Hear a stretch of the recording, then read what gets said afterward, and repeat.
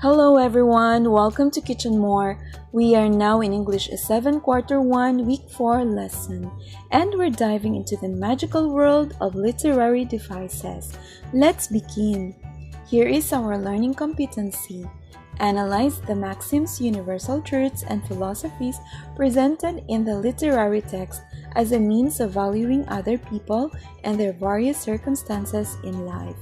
And here are our lesson objectives. By the end of this lesson, you should be able to define what literary devices are, identify and explain common literary devices in literary texts, analyze how these devices help express values, truths, and philosophies. Appreciate the use of literary devices in understanding the different human experiences. Here is a quick question for you. Which of the following statements is more exciting? Here are the two statements. Statement number 1, it was hot. Statement number 2, the sun blazed like fire on my skin. Between the two statements, which one grabs your attention more? It was hot or the sun blazed like fire on my skin? In these sentences, one sounds like a weather report from the news.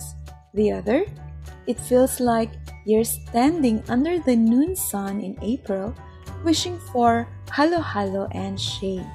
So, how did just a few extra words make such a big difference? Well, today, we're going to discover how writers, poets, authors, even your favorite songwriters level up their words. They don't just tell us something happened. They show us. They make us feel it. They even make it dance in our heads. But how do they do it? Is it magic? Is it just skill? Or do they use special tools? Stick around because we're about to unlock the secrets behind some of the most powerful, heart-touching, and mind-blowing writing ever created. Let's get to know what are literary devices. Literary devices are techniques used by writers. They add beauty, meaning, and emotion to texts. They are common in poems, stories, and speeches. Think of literary devices as a toolbox. Just like carpenters use hammers and saws to build, writers use similes, metaphors, and imagery to build feelings, pictures, and meanings. Let's talk about the types of literary devices. We have imagery, simile, metaphor, personification, symbolism, rhyme, tone, mood, alliteration, hyperbole, and onomatopoeia. Now let's talk about the first type of literary devices, and that is imagery. Imagery is a descriptive language that appeals to the senses: sight, sound, smell, taste, and touch. It helps readers imagine what's happening by painting vivid pictures in their minds. For example, instead of saying, "The cake was good," imagery says, "The warm chocolate cake melted in my mouth, rich and sweet." Imagery is used in all types of writing: poetry, fiction, and even persuasive text, in order to create mood and atmosphere, build deeper connections with characters and settings, evoke emotions in readers, and make abstract ideas more concrete. Imagery has the following types. First is visual, or the sense of sight. For example, the golden sun deep below the horizon. Another one is auditory, the sense of hearing. For example, the jeepney's horn echoed. The third one is olfactory, or the sense of smell. For example, the aroma of garlic rice. Then we have gustatory, or the sense of taste. For example, the mango was sweet and juicy. Then tactile, or the sense of touch. For example, the rough bunny scratched my skin. Then organic, or internal sensations. For example, things that you feel inside your body or mind, which includes emotions such as fear, joy, or sadness. Then physical states like hunger, thirst, fatigue, nausea, butterflies in the stomach, feelings of wellness or pain. Imagery makes you see, hear, smell, taste, and feel what the writer is describing. It pulls you into the world of the text and makes everything more real. Next, let's proceed to simile. A simile compares two different things using the words like or as. A simile helps the reader picture something better by comparing it to something familiar using the word like or as. For example, her voice was as soft as a whisper. Think about the sentence, her voice was soft. It's okay, but her voice was as soft as a whisper is now that's gentle, calming, and even poetic. Similes give our writing more character and charm. Then let's have metaphor. A metaphor also compares two things but without using like or as. It says one thing is another. A metaphor doesn't just compare, it transforms. Metaphor, for example, is time is a thief. Her voice is honey. When we say time is a thief, we don't mean time wears a mask and steals your wallet. We mean time quietly takes away moments, just like a thief. Her voice is honey means her voice is sweet, smooth, and comforting, not literally sticky. Metaphors let us feel deep meanings without spelling them out. Let's move on to personification. Personification gives human actions or feelings to non-human things like objects or animals. With personification, we make things come alive. For example, the moon watched over the town. When we say the moon watched over the town, we don't mean the moon has eyes. We're giving it a human-like quality to express calmness or protection. This makes writing more magical and emotional. Then let's have symbolism. Symbolism is when a writer uses an object, color, or element to represent something bigger or deeper than its usual meaning. So, when we talk about symbolism, there is one small thing that can stand for a big, powerful idea. Here are the common symbols and their meanings. Have you ever seen a dove flying in the sky? In stories, that dove often means peace, even without saying the word peace at all. When you see a jeepney, what do you think of? Yes, it's about traffic, but also think about how strong and creative Filipinos are. Jeepneys are made from old vehicles, but we turn them into colorful, working art that keeps people moving. That's not just transportation, it's symbolism for resilience. And of course, the heart, probably the most famous symbol in the world. It doesn't literally pump love, but in poems and songs, it's how we show emotion, care, and even heartbreak.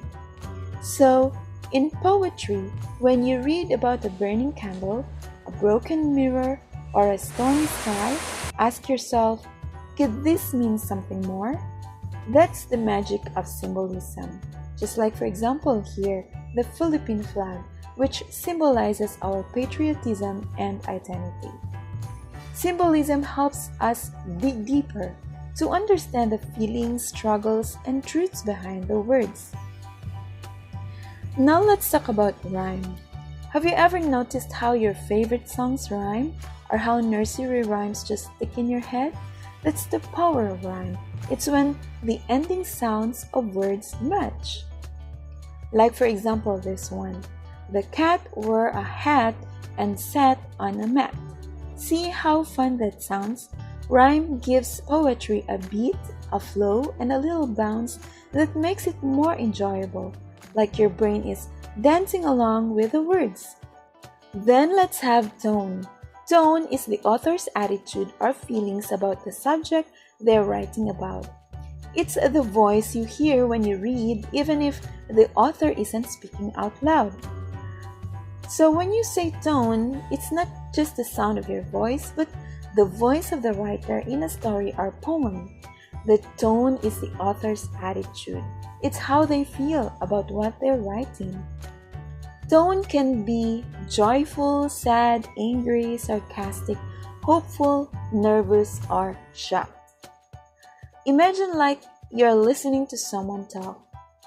You can tell if they're excited or bored, even if they don't say it directly. Take this sentence. Now say it in a few ways. Excited tone, which would be weird. Oh, great! Another flood! Sarcastic tone, like when you're annoyed by pretending to be happy. Oh, great! Another flood. Worried tone. Oh, great! Another flood. See? One sentence, many possible tones. That's how powerful word choice and delivery can be.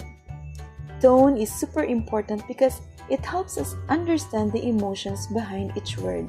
Without tone, a sentence can feel flat or confusing. So here's a tip. When you're reading a story or poem, ask yourself, how does the author feel about what they're saying? Are they angry about injustice? Are they laughing at something silly? That's the tone. Let's have a mood. Mood is the feeling or atmosphere the reader experiences while reading a text. It's what the story or poem makes you feel inside. Are you feeling scared, happy, calm, or excited? Think of it like a movie. When the music gets creepy and the lights go dark, you already know something spooky is coming. That's mood. Writers do the same thing with words, setting, and descriptions. Imagine this. The wind howled through the empty hallway as the candle flickered. What mood does this create? Creepy, suspenseful, right? Now try this. The sun warmed her face as she laughed with her friends under the mango tree. That feels totally different, right?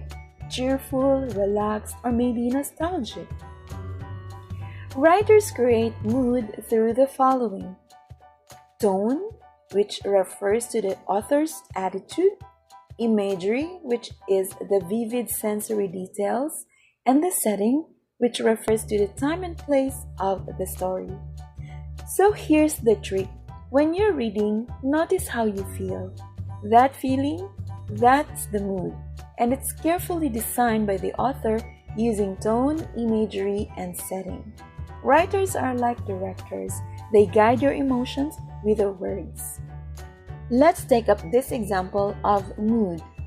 Dark forest plus sad tone creates a gloomy mood. Bright playground plus playful tone creates a happy mood. Here are common moods in literature. Creepy, romantic, sad, excited, peaceful, suspenseful. Let's now have alliteration. Alliteration is when the same starting consonant sound is repeated in the series of words.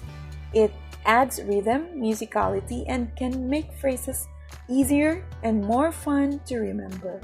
Let's say this together. Peter Piper picked a peck of pickled peppers. That's alliteration. When words that are close together start with the same sound, just like here, the sound of P in Peter, Piper, picked, peck, pickled, and peppers. It's like poetry's secret box. Alliteration gives a writing a fun, rhythmic flow. It can be silly, dramatic, or even serious, depending on how it's used. Here's one more. Lola Lita loves lumpia. Sounds fun, right? It flows like a little song. In Filipino, we use alliteration a lot in bugtong or riddles and tongue twisters like pitong puting pating, pitong puting pating. Try saying that 5 times fast. Pitong puting pating, pitong puting pating, pitong puting pating, pitong puting pating, pitong puting pating. Alliteration isn't just for jokes and poems. It's also used in ads and speeches to make lines more memorable. Think of brands like Coca-Cola or Jollibee's Joyful Jolly Town, same effect.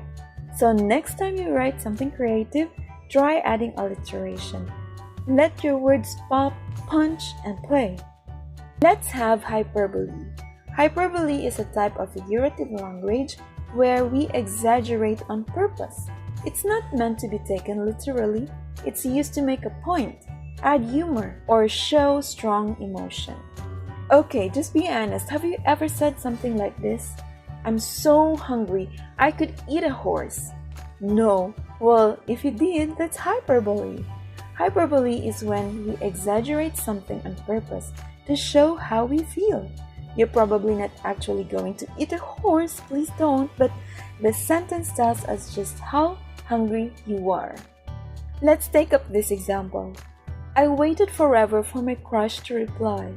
Of course, it wasn't forever, maybe just 10 minutes, but it felt like forever. Writers use hyperbole to make the writing more dramatic, funny, or emotional. It helps readers understand the intensity of a feeling without needing a long explanation. Here's a tip. You'll often hear hyperbole in everyday conversation, Filipino jokes, and even hugot lines. Try making your own. My bag is heavier than Mount Mayon. My mom's voice reached from Manila to Cebu. It's hyperbole. Big words for big emotions. And the last one is onomatopoeia. Onomatopoeia are words that imitate sounds. They help the reader hear what's happening in the story, like sound effects in movies. Buzz, sizzle, clang, pop. Sounds familiar?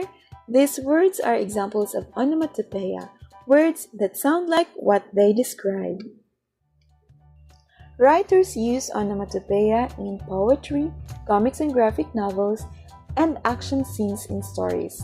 So the next time you write a story or a poem, think about what your scene sounds like and try using sound words to pull your reader into the action. So that's a wrap, and we've learned today about literary devices, and we learned that they make writing more expressive and they help us connect to characters, emotions, and life experiences. You've learned about imagery, metaphor, simile, personification, symbolism, rhyme, tone, mood, alliteration, hyperbole, and onomatopoeia. That was a literary roller coaster. These devices help us become better readers and writers. Thank you so much for joining us on this beautiful journey. If you enjoyed this lesson, don't forget to like, comment, and share it with your classmates and friends. And of course, subscribe for more fun and inspiring lessons. See you next time. Bye!